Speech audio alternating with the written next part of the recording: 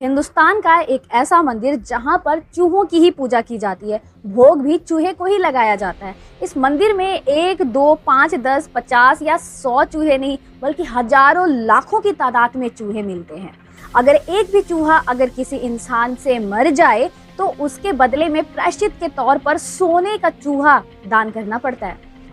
हम बात कर रहे हैं राजस्थान के बीकानेर में स्थित माता करणी का मंदिर, जहां पर चूहों की पूजा की जाती है। आमतौर पर आप देखोगे आपके आसपास अगर चूहे होंगे तो एक गंदी सी स्मेल आपको आती है, लेकिन इस मंदिर में इतने सारे चूहे हैं, मतलब हजारों लाखों की तादाद में चूहे हैं, लेकिन फिर भी थोड़ी सी भी गंदी स्मेल वहां पर नहीं आती है।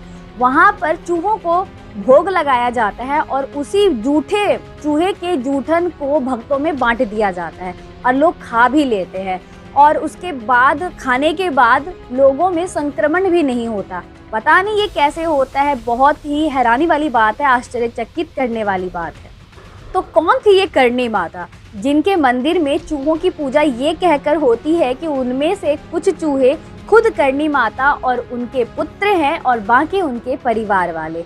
वहाँ के स्थानीय लोग देवी करणी माता को माता दुर्गा का अवतार भी मानते हैं। तो आखिर कौन थी ये देवी करणी माता और कैसे बना इनका ये मंदिर, आखिर क्या इतिहास है इनके पीछे, माता करणी का क्या इतिहास है और माता करणी मंदिर का क्या इतिहास है, इन सभी के बारे में हम इस वीडियो में जानेंगे। तो पूरी जानकारी के लिए हमारे वीडियो पर एंड तक बने रहना।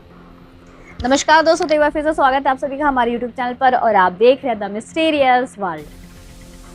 माता और माता के मंदिर के इतिहास को जानने के लिए हमें कई 100 साल पीछे टाइम ट्रेवल कर जाना पड़ेगा, तब हम इस मंदिर के इतिहास को अच्छे से जान पाएंगे। तो चलिए हम वीडियो को शुरुआत करते हैं। करणी माता जो कि साधारण औरत नहीं थी, साधारण औरत की तरह वो दिखती भी नहीं थी, उनकी दाढ़ी मूछें थी। तो इन दाढ़ी मूछों वाली इस देवी ने राजस्थान के 2 सबसे बड़े रजवाड़ों की नींव भी रखी।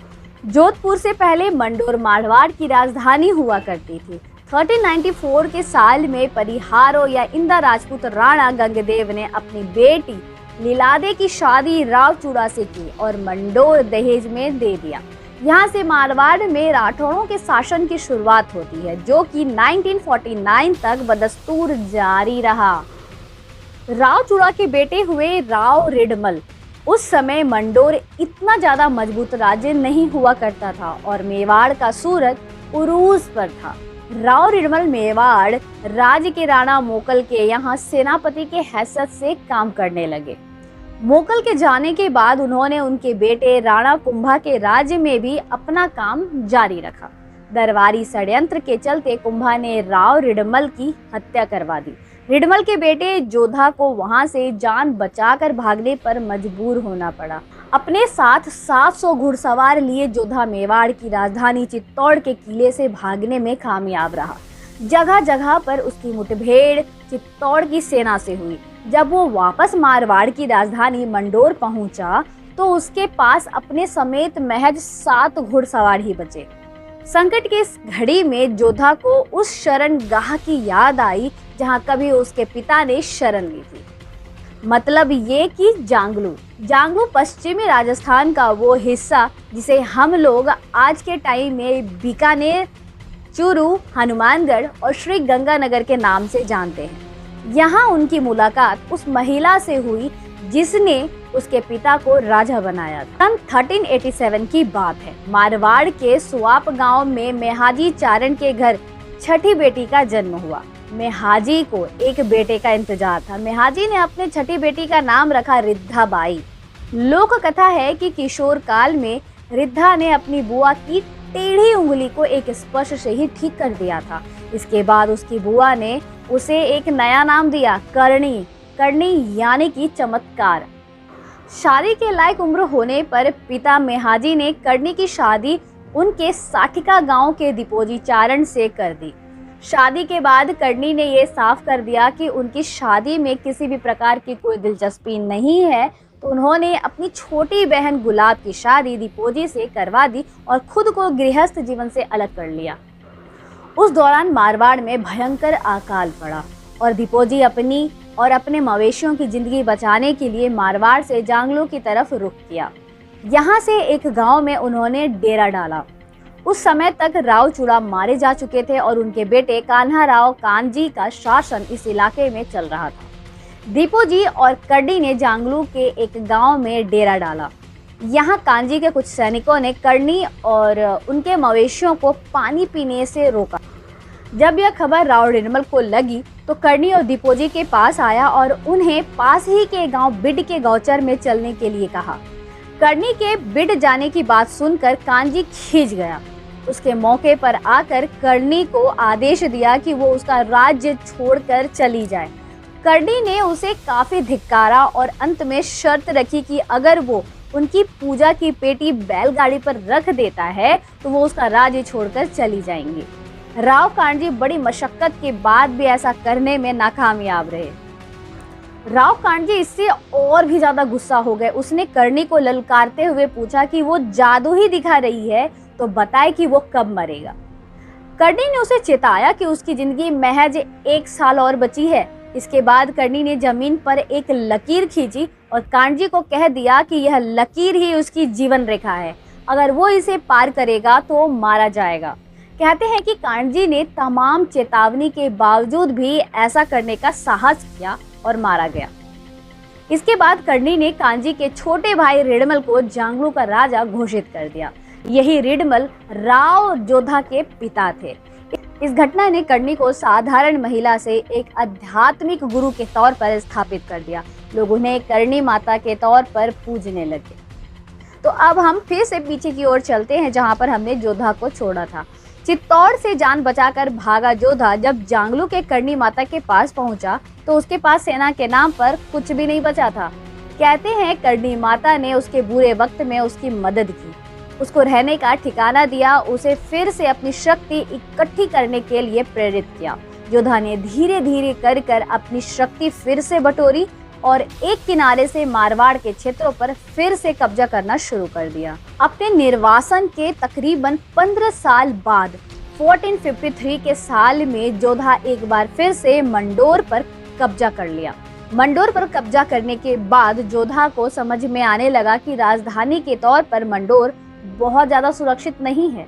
राव जोधा अपनी राजधानी को मंडोर से दक्षिण की तरफ 9 किलोमीटर दूर ले गया। यहाँ पर एक ऊंची पहाड़ी थी जिस पर चिड़ियानाथ नाम से जोगी संत रहा करते थे।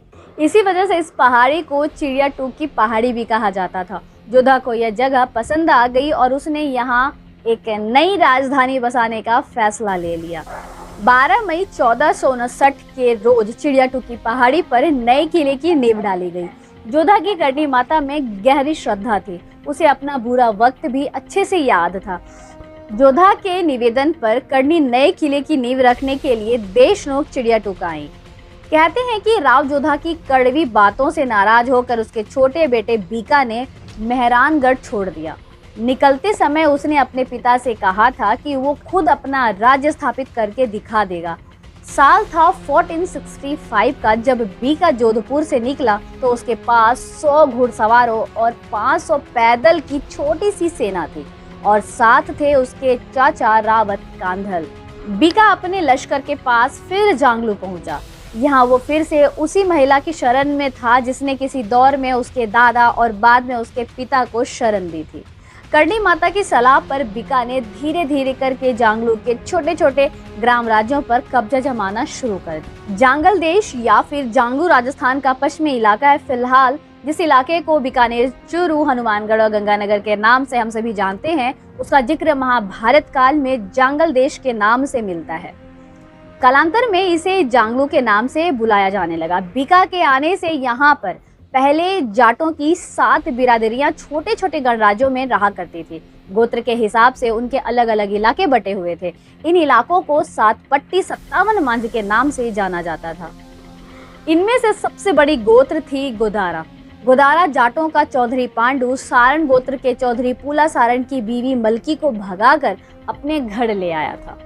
इसके बाद सारण चौधरी पूला ने पुनिया, बेनीवाल, जोहिया, सिहाग और कस्बा चौधरियों को अपने साथ लेकर गोदारा गोत्र के खिलाफ युद्ध छेड़ दिया। इधर बीका भी अपने लिए नए राज्य की तलाश में था। यह जंगलों में पैर जमाने का अच्छा मौका था। उसे युद्ध में मदद के लिए पांडु ने बीका की अधीनता स्वीकार कर ली। उनके बीच हुई संधि के हिसाब से बीका को पांडु के अधीन 300 गांव में प्रति परिवार 1 रुपया और प्रति 100 बीघा खेत पर 2 रुपया का लगान वसूलने का हक मिल गया। गोदाराओं के पतन के बाद दूसरे जाट गोत्रों ने एक एक करके बीका की अधीनता स्वीकार कर ली। जोधपुर से निकलने के कुछ सालों में बीका 2500 गांवों का मालिक बन गया। इस तरह राजस्थान के राठौरों के दूसरे बड़े राज्य की स्थापना का रास्ता भी खुल गया, जिसके बाद में बीकानेर के नाम से ये जगह प्रसिद्ध हो गया। गांव पर कब्जे के बाद बीका को नई राजधानी की जरूरत महसूस हुई। उसने 1485 में बीकानेर में किले की नींव रखने के लिए देशनोक से करणी माता को बुलवाया। इस तरह देखा जाए तो राजस्थान में 2 बड़े राजपूत घराना को स्थापित करने में करणी माता का अहम भूमिका रहा। हजारों लोग आज करणी माता को देवी की तरह पूजते हैं। अगर श्रद्धा को अलग रख दिया जाए तो भी करणी माता सामंती दौर के स्थापित शक्ति केंद्रों की उलटबाजी के तौर पर देखी जा सकती हैं। वो एक सामान्य किसान परिवार से आती थी, जाति के चारण थी, जो कि सामाजिक हैसियत में राजपूत और ब्राह्मण जैसी अगड़ी जातियों के बराबर नहीं थी। इसके बावजूद उन्होंने खुद को शक्ति के केंद्र के तौर पर स्थापित किया, या यूं कहा जाए कि शक्ति संतुलन के केंद्र के तौर पर स्थापित किया। बीका ने जब बीकानेर की स्थापना की तो पड़ोस के भाटी राजपूत असहज स्थिति में थे। जांगलू के आगे थार पर भाटी राजपूतों का हिस्सा बीका से पहले जांगलू, भाटी और राठौड़ राजपूतों के बीच बफर जोन की तरह था। जांगलू में बीका के कब्जे के बाद भाटी राजपूतों की हरारत स्वाभाविक थी। करणी माता ने तनाव की स्थिति में जरूरी हस्तक्षेप किया और बीका की शादी पुगल के भाटी शासक राव शेखा की बेटी रंग कंवर के साथ करवाया। इससे नए बसे बीकानेर पर से युद्ध का बड़ा खतरा टल गया। जिस दौर में करणी माता इस दुनिया में रही, उस समय सामंतों के यहाँ दरबारी कवि औरतों के नक्श के वर्णन में अपनी रचनात्मकता जाया कर रहे थे। एक काल्पनिक नायिका मूमल के बहाने वो बता रहे थे कि सुंदर स्त्री का अर्थ क्या होता है। वो अनार के दानों से दांत और केले के तनों सी जांघों की सुंदरता बता रहे थे। ठीक इसी दौर में करणी माता थी, जो मर्दों की तरह दाढ़ी और मूछों के साथ इस फानी दुनिया में थी। चेहरे पर उगी हुई दाढ़ी उनके दैवीय स्वरूप के आड़े नहीं आई और अपनी शर्तों पर इस दुनिया में रही। आज भी लोग उन्हें इसी रूप में पूजते हैं। देशनोक में उनका एक भव्य मंदिर है। करणी माता की बहन और दीपोजी चारण के घर 4 लड़के पैदा हुए। करणी माता इन चारों लड़कों को अपनी बच्चों की तरह प्यार करती थी। बाद में इन चारों लड़कों के वंशज देपावत चारण के नाम से जाने गए। देपावत का अर्थ होता है देपा के बेटे। चारों करणी माता के साथ ही रहते। करणी माता के जाने के बाद यह लोग उनके मंदिर के पुजारी बन गए। देशनोक जहाँ करणी माता का मंदिर है, वहाँ आज भी देपावत चारणों के 4 मोहल्ले बसे हुए हैं। यहाँ मान्यता यह है क्योंकि देपावत करणी माता के परिवार के सदस्य हैं, इसलिए उन्हें स्वर्ग और नर्क के चक्कर से मुक्ति मिल चुकी है। अगर कोई देपावत चारण मरता है तो करणी माता के मंदिर में चूहा बनकर पैदा होता है। इन्हें स्थानीय भाषा में काबा कहा जाता है। करणी माता के मंदिर में हजारों लाखों की तादाद में चूहे हैं। इसी वजह से इसे चूहों वाली देवी के रूप में भी पूजा जाता है। उम्मीद करती हूँ कि आपको हमारा ये वीडियो पसंद आया होगा। तो मिलते हैं अपने अगले वीडियो में अगले रोचक भरे तथ्यों के साथ। तब तक के लिए मुझे आज्ञा दें। जय श्री राम।